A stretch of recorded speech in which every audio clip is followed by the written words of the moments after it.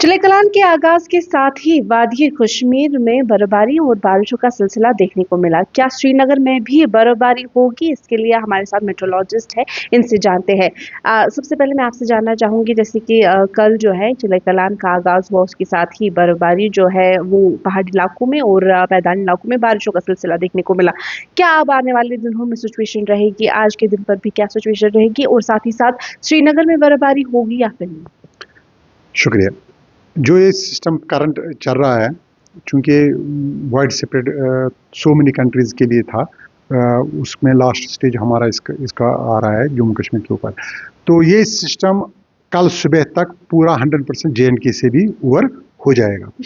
लेकिन श्रीनगर के लिए कोई बर्फबारी का चांसेस, जैसे पहले भी हमने प्रेडिक्शन बोला था कि कम ही है, बहुत कम, तो वो और भी कम अब हो रहे हैं कि श्रीनगर में बर्फबारी के ज़्यादा चांसेस नहीं हैं।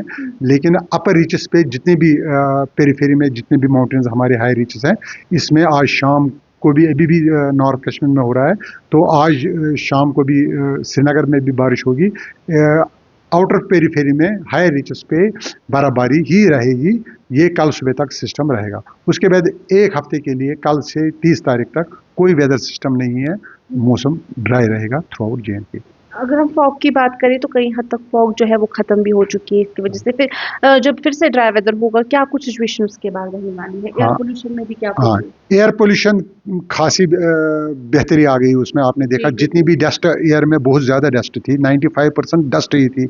कोई पोल्यूशन यहाँ, ऐसा इंडस्ट्रियल एरिया है नहीं, ऐसा कोई इंडस्ट्रियल एरिया यहाँ है नहीं, कोई इंडस्ट्री यहाँ ऐसी नहीं है जो कि मुख्तलिफ इंडस्ट्रियल गैसेस हवा में दे, ऐसा बिल्कुल नहीं है। मोटर व्हीकल पोल्यूशन भी उतना नहीं है।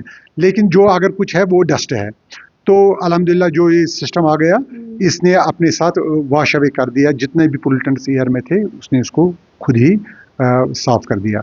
अब फॉग होगा या नहीं, कम से कम जम्मू के प्लेन्स में नेक्स्ट 5 डेज फॉग ही बनेगा, moderated dense fog through out Jammu के प्लेन्स देखने को मिलेगा नेक्स्ट 5 डेज।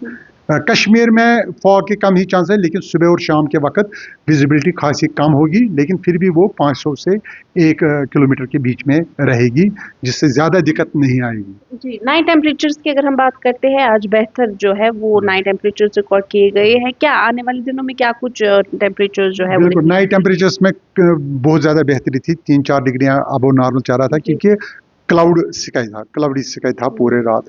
आज शाम भी क्लाउडी रहेगा, कल भी क्लाउडी रहेगा, तो कल सुबह भी आपको ऐसा ही मौसम आज की जैसा ही मिलेगा।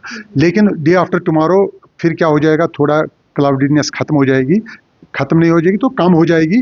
तो उस वजह से आउटगोइंग रेडिएशन ज़मीन की ज़्यादा बाहर निकलेगी, ज़्यादा ठंडी ज़मीन हो जाएगी। उस वजह से नाइट टेम्परेचर डिप हो जाएंगे नेक्स्ट 1 हफ्ते के लिए कश्मीर में। खासकर श्रीनगर में -4 से -5 के बीच में टेम्परेचर जा सकता है।